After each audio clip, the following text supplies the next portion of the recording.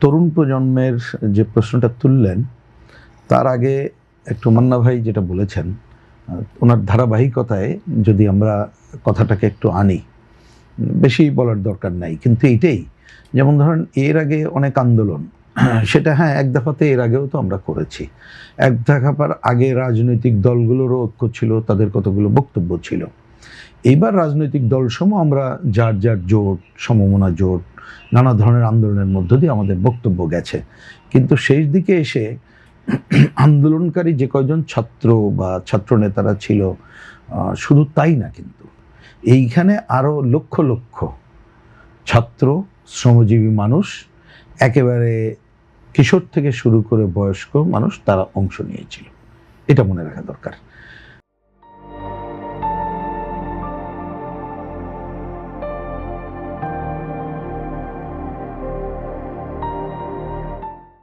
তারা যখন এই জায়গায় অংশ নিয়েছে, তারা এ ধরনের একটা অন্যায়ের বিরুদ্ধে রুখে দাঁড়িয়েছে, একটা মর্যাদার লড়াই করতে চেয়েছে। এবং আপনি তরুণদের কথা বলছেন, তরুণদের মধ্যে হিসাব করলে একটা হচ্ছে যেমন ছাত্র যুব তরুণ, আর যুবকদের মধ্যে শ্রমজীবী যুবক, এটাও বিবেচনা করা দরকার।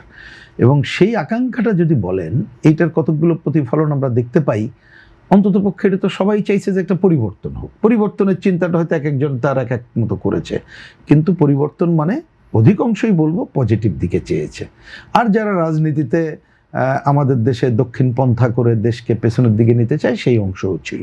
কিন্তু আমরা ইতিবাচক দিকটাকে ধরে যদি আগাই, ওইটা এখন এই জায়গায় আসার পরে আপনি যে প্রশ্নটা তুলেছেন যে রাজনৈতিক দলগুলোর প্রতি, হ্যাঁ আমি এটাই আসছি।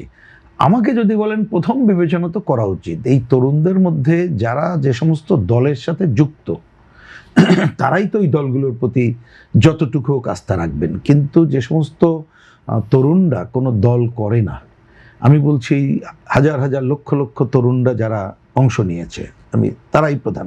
বা আর যারা হয়তো বিভিন্ন সমন্বয়কের নামে ছিল, তারা গুপ্ত থাকুক সুপ্ত থাকুক, তাদের কথা বাদ দিয়ে আমি ওই সাধারণদের কথা বলছি।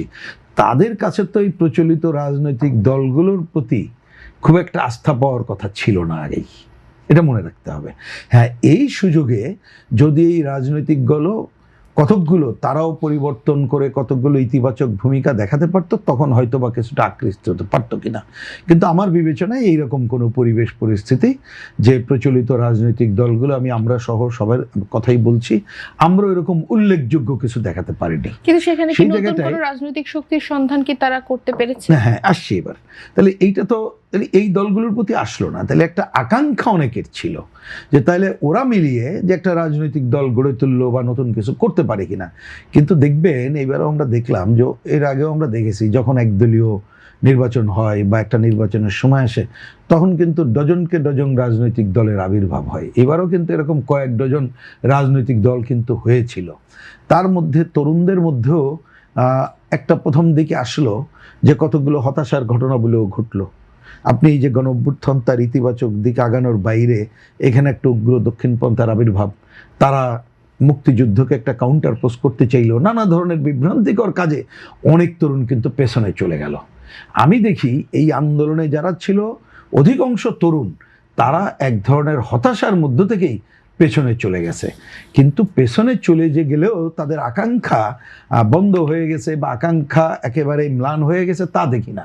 আর রাজনৈতিক দলগুলোর কথা যদি বলেন, দেখবেন এখন দৃশ্যমান যে একটা দুইটা দলের কথা যেটা দেখা যায় যে তরুণদের গড়ে তোলা, তারা অধিকাংশ তরুণের কি বলবো আকাঙ্ক্ষা পূরণ করতে পারেনি। বরঞ্চ এমন এমন প্রশ্ন সামনে চলে এসেছে যেটা অতীত দিনে এই ধরনের একটা গণ-অভ্যুত্থানে যারা সামনে থাকতো বা ছাত্র তরুণরা যারা যেত, তারা এই ধরনের উচ্চাকাঙ্ক্ষী বা অর্থবৃত্ত গড়ে তোলা বা নিজের ক্ষমতার বলয় গড়ে তোলা অতীত দিনে কিন্তু এটা দেখা যায়নি।